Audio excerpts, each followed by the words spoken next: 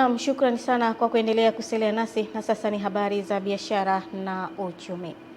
Mkuu wa wilaya Wete Abdalla Rashid Ali ameshiriki doria za kawaida za baharini zilizoandaliwa na taasisi ya Blue Alliance kwa kushirikiana na Wizara ya Uchumi wa Bluu na Uvuvi, ikiwa na lengo la kuwahamasisha wavuvi kukata leseni na kutumia zana za uvuvi zinazokubalika kisheria. Taarifa ya Masanja Mabula inafafanua zaidi.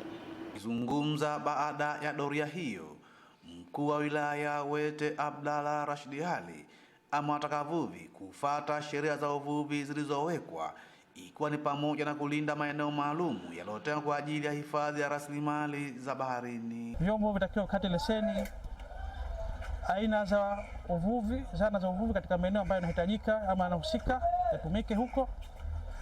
Maeneo ambayo yamewekwa kama hifadhi yalindwe. Afisa kutoka Wizara ya Uchumi, Bluu na Uvuvi, Shafii Hamisudi, amesema doria hizo zimekuwa na manufaa makubwa katika kulinda rasilimali za baharini, huku Rashid Seif Rashid kutoka taasisi ya Blue Alliance amesema wataendelea kusimamia na kusisitiza utekelezaji wa sheria ya uvuvi. Tamani pia tuendelee zaidi katika kufanya hizi patrol, kwa sababu patrol ndio msingi wa uhifadhi, lakini pia ndio msingi wa uvuvi kwa mujibu wa sera ya uchumi wa bluu na uvuvi ambayo ndio inatuongoza sisi. Na lengo la doria hii ilikuwa ni kuweza kuendana na zile juhudi za uhifadhi wa mazingira, hususan mazingira ya bahari, na kukataza ule uvuvi ambao haukubaliki kisheria.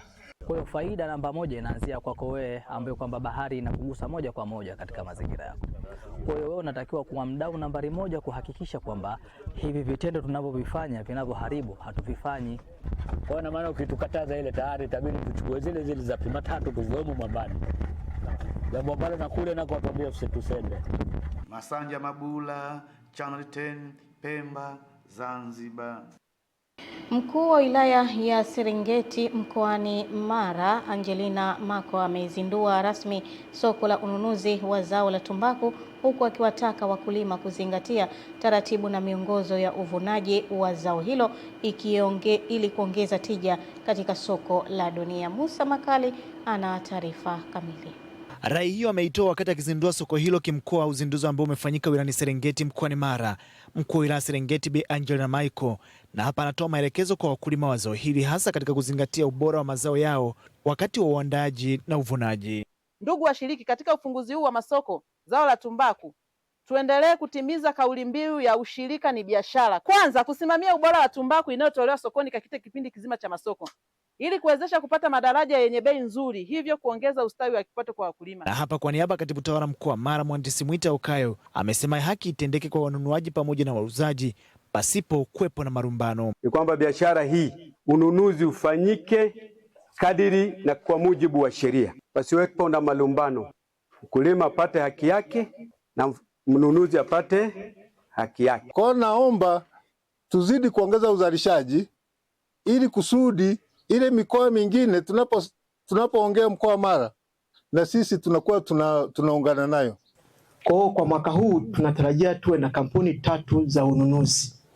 Kampuni hizi zilifunga mikataba na uzalishaji kwa wakulima. Tumefanya pamoja na mafanikio hayo sasa, lakini bado inahitajika jitihada ya kuhakikisha wananchi wanachangamkia kilimo hiki. Zao hili linabadilisha maisha ya mkulima mmoja mmoja, chama cha ushirika pamoja na serikali inapata mapato kutokana na zao. Msimu wa mwaka 2024-2025 chama cha ushirika msingi cha Nyamakendo tumezalisha tumbako kiasi cha bero 2351. Iwe mazingira rafiki na mkulima ili aweze kupata faida, tusiwe watumwa wa kampuni. Jina langu ni Musa Makali na hii ni Channel 10.